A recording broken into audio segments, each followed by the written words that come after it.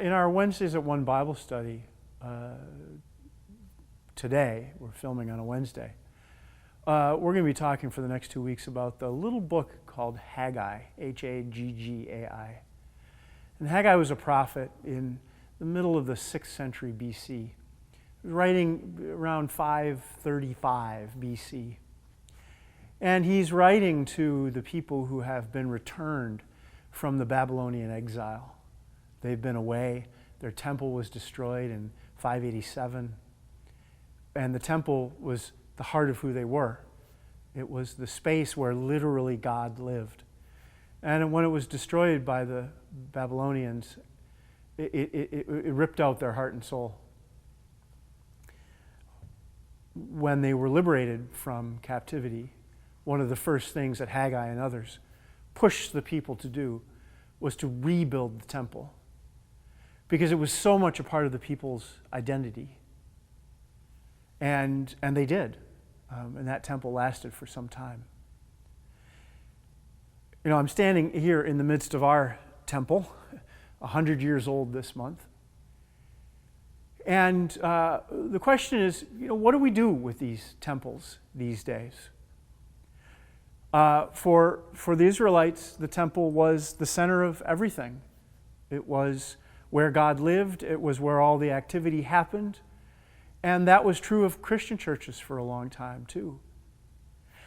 Jesus, however, also gave a different model. He didn't build anything. He said he'd build his church on the rock, Peter, the disciple. But he didn't really mean he'd build a physical structure. What he meant was he would build the assembly, in Greek, the ekklesia, the assembly of people who were followers of Jesus and his message. And we're sort of doing both. You know, as Jesus went town to town, place to place, hillside, lakeside, wherever it was, we do that through these video messages, whether it's Reset or rebroadcasting the service. So Trinity and lots of other Christian churches are really trying to balance. We maintain the life of the temple, but we are also going town to town, hillside to hillside, living room to living room, if you will, sharing the message also. We believe here at Trinity that doing both is important. But maintaining the temple and maintaining the video ministry takes a lot of effort. And sometimes, I'll be honest with you, I wonder why we're doing it. Did you know that just to do one reset, it takes about 9 hours to film, to edit, to do all of the things necessary to get it posted? That's one full work day. And to be honest, our viewership has kind of been tapering off. It hasn't been great lately. And that's where you come in. You see, we really do believe. I think the council's committed to it. I think the Worship and Music Committee is committed to it. And I think most of you are committed to having both the temple and the wandering ministry that video provides for us. But both of those ministries need you. And I've been talking a lot about, you know, coming back to church and the things that you can participate. Today, I want to give you something that is super easy in ways that you can participate. Our reach, our connections to people with the gospel through these video ministries, Worship and Reset, would blow up. They would be so much further expanded if you will make a commitment to share, like, follow our Facebook page.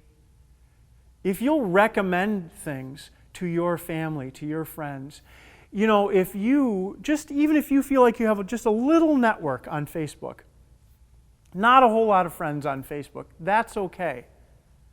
But you know, one or two of your friends might have 500 friends.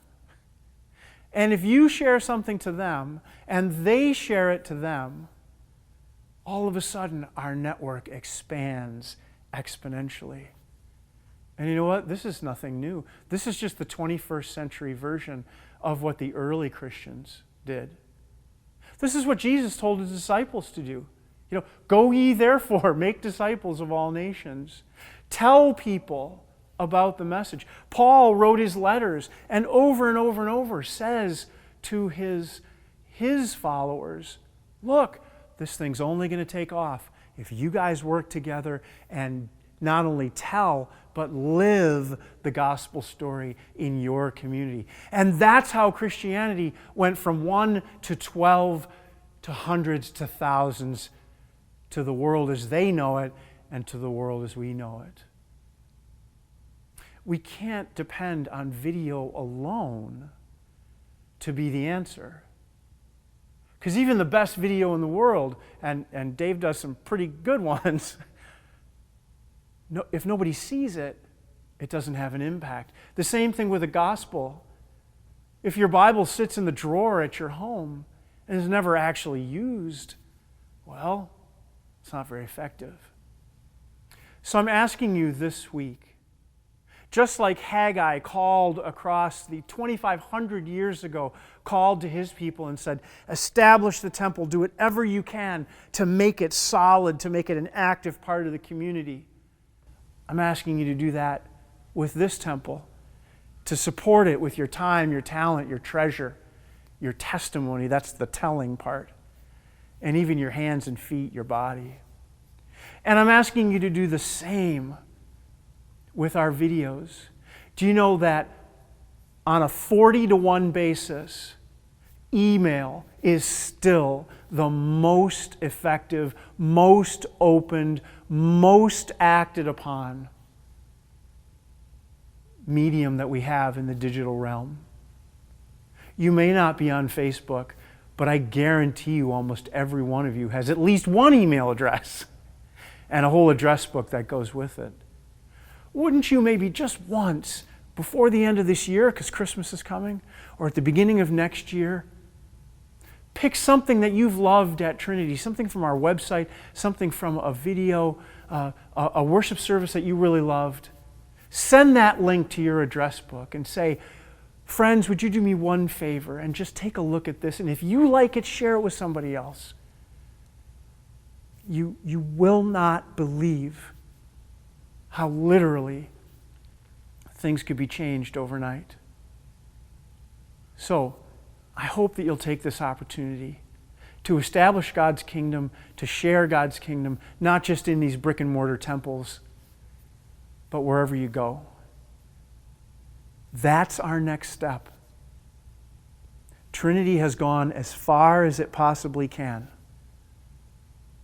until the word starts being spread by the people in these pews, by the people watching on the screens. That's our next step, folks. And you can do it. Thanks.